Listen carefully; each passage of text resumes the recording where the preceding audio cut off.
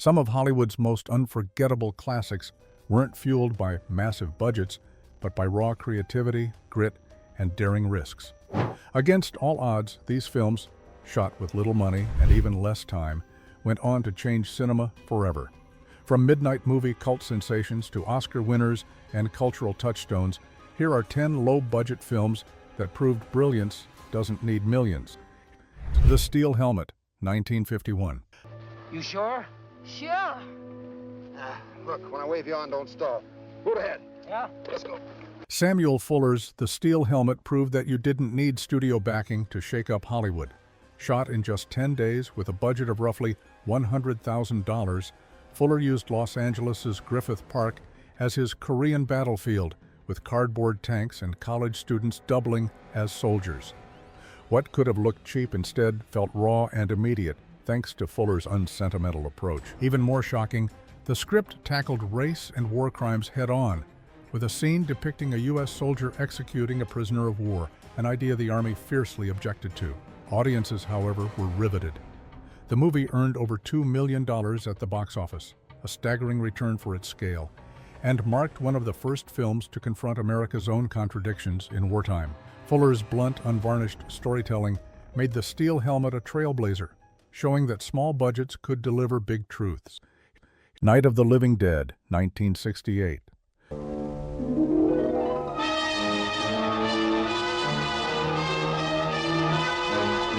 George A. Romero's Night of the Living Dead redefined horror forever, and it did so on a shoestring. With a budget of about $114,000, Romero and his Pittsburgh team shot in black and white, cast mostly unknown actors, and used chocolate syrup as blood. What could have been dismissed as a cheap B-movie instead became a cultural lightning bolt. The grainy visuals gave the gore a newsreel feel, making the terror uncomfortably real for audiences in 1968. Adding to the shock, Romero cast Dwayne Jones, a black actor, as the lead, not a common choice in that era. His character's grim fate turned the film into a haunting commentary on race and society, sparking debate long after the credits rolled. Despite controversy, Night of the Living Dead pulled in millions worldwide and created the template for modern zombie cinema.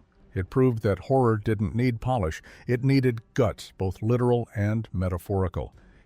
Eraserhead, 1977.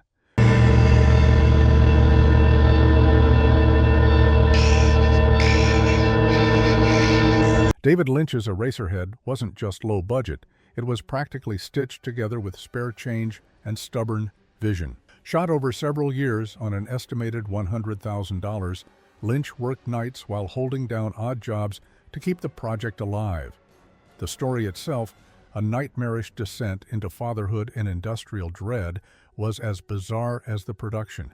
Lynch crafted grotesque visuals through homemade effects, and the unnerving soundtrack, built from droning industrial noises, turned ordinary silence into pure terror. When it premiered, audiences didn't know what to make of it, yet its midnight movie circuit screenings created an underground sensation, earning millions over time and cementing Lynch as a singular voice in cinema. The film's haunting imagery and surreal atmosphere made it both hypnotic and horrifying, a reminder that true originality often comes from working with constraints. Eraserhead wasn't just a movie, it was proof that the strangest visions could thrive outside Hollywood's system. Rocky, 1976. I want to be your manager. You follow that, do you? Fight said I don't need no manager. But you can't buy him. Few films mirror their behind-the-scenes story as perfectly as Rocky. Sylvester Stallone, then an unknown actor struggling to make rent, wrote the script in just a few days. When studios offered to buy it, Stallone refused unless he could star. That gamble nearly left the project dead, but United Artists finally agreed, on the condition of a microscopic budget of around $1 million. The result? A guerrilla-style shoot in Philadelphia, with Stallone's family members filling small roles and real bystanders staring at the camera during street scenes. What could have looked amateurish instead felt authentic, and audiences connected instantly with the gritty realism. Against all odds, Rocky made over $225 million worldwide and won 3 Academy Awards, including Best Picture. It wasn't just a film about an underdog boxer, it was the ultimate underdog story itself. Stallone's determination transformed a low-budget gamble into one of cinema's most beloved franchises. Enter the Dragon, 1973. Bruce Lee's Enter the Dragon was produced for less than $1 million, but its impact was priceless. Made on an estimated $850,000 budget, the film was a risky U.S.-Hong Kong co-production, blending martial arts spectacle with the structure of a James Bond thriller. Lee fought for authenticity, insisting that fight scenes showcase real technique rather than Hollywood gimmicks. Tragically, he died just days before the film's release, which only heightened its mystique. Despite modest expectations, the movie exploded at the global box office, eventually earning hundreds of millions and introducing martial arts cinema to mainstream Western audiences. Its mix of groundbreaking fight choreography, Lee's electrifying charisma, and cross-cultural storytelling made it a worldwide phenomenon. More than just a hit, Enter the Dragon cemented Bruce Lee as a global icon and helped redefine action movies for generations. It proved that even on a lean budget, sheer energy and vision could create a legend. Halloween, 1978. John Carpenter's Halloween turned a $300,000 budget into one of the most profitable independent films ever made. Shot in just 20 days, the film relied on sheer ingenuity, borrowing a Panaglide camera for its now famous tracking shots, reusing the same wardrobe for multiple characters, and even repurposing a cheap Captain Kirk mask into Michael Myers' chilling visage. Carpenter composed the film's iconic synth score himself, adding dread that money simply couldn't buy. Critics were skeptical at first, but word of mouth transformed Halloween into a cultural juggernaut, grossing around $70 million worldwide. The film not only popularized the slasher genre, but also introduced enduring horror tropes: the unstoppable killer, the final girl, and suspense born from minimalism. What could have been another forgettable B-movie instead became a terrifying masterclass in atmosphere, showing that fear doesn't require expensive effects. With just a few tools and a relentless vision, Carpenter changed the face of horror forever. Easy Rider, 1969. Dennis Hopper's Easy Rider was the movie that proved counterculture could turn a profit. Made for roughly $360,000, it was cobbled together outside the studio system, shot on location across America, with a freewheeling, almost documentary feel. The crew was tiny, the actors often fueled by the same lifestyle they portrayed, and post-production nearly collapsed under behind-the-scenes clashes. But what emerged was a raw road movie that tapped directly into the spirit of the late 60s: rebellion, freedom, and disillusionment. Ironically, one of the biggest expenses wasn't filming, but licensing its soundtrack. Songs like Steppenwolf's Born to be Wild defined the film's rhythm and cost more than the shoot itself. Against all odds, Easy Rider grossed around $60 million worldwide, becoming a cornerstone of New Hollywood.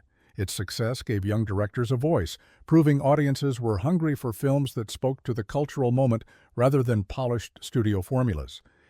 Reservoir Dogs, 1992. Quentin Tarantino's Reservoir Dogs was a masterclass in turning limitations into style. With a budget of around $1.2 million, raised in part thanks to actor Harvey Keitel signing on as both star and co-producer, Tarantino ditched the traditional heist spectacle. Instead, he focused on razor-sharp dialogue, a non-linear timeline, and tension born from claustrophobic settings.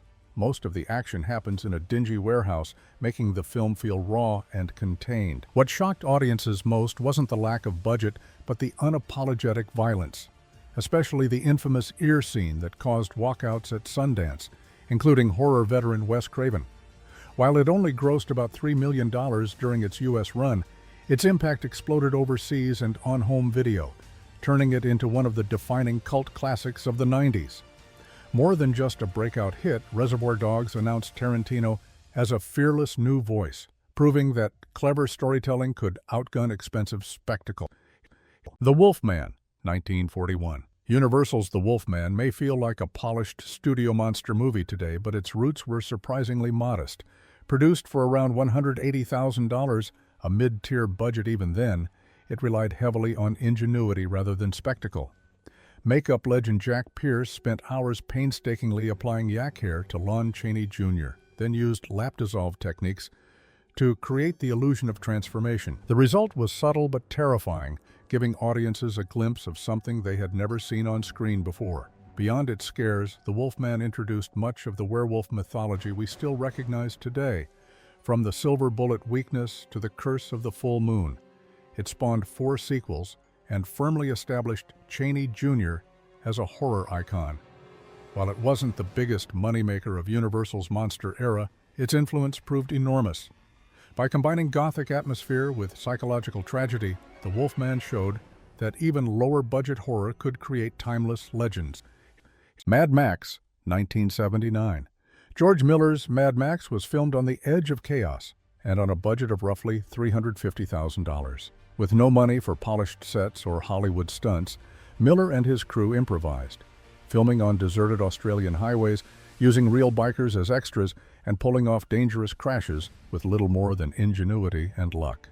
Even lead actor Mel Gibson was virtually unknown at the time, cast after showing up to auditions battered from a bar fight. Despite its rough edges, the film's raw energy struck a nerve. It earned over $100 million worldwide, holding a Guinness World Record for the highest profit-to-budget ratio for years. Its vision of a broken future stitched together from scraps became the blueprint for modern dystopian cinema.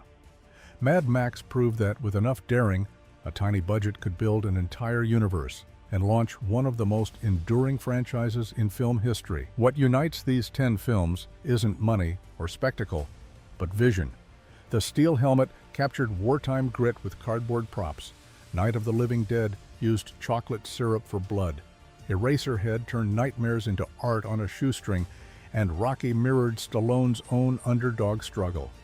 From Bruce Lee's Enter the Dragon to Carpenter's Halloween, Hopper's Easy Rider, and Tarantino's Reservoir Dogs, each one proved bold, storytelling could outshine budget. Even The Wolfman and Mad Max created enduring mythologies with little more than creativity and risk-taking. Together, they remind us that timeless cinema doesn't need millions, it needs courage. Drop a comment below, and don't forget to like and subscribe for more forgotten Hollywood tales.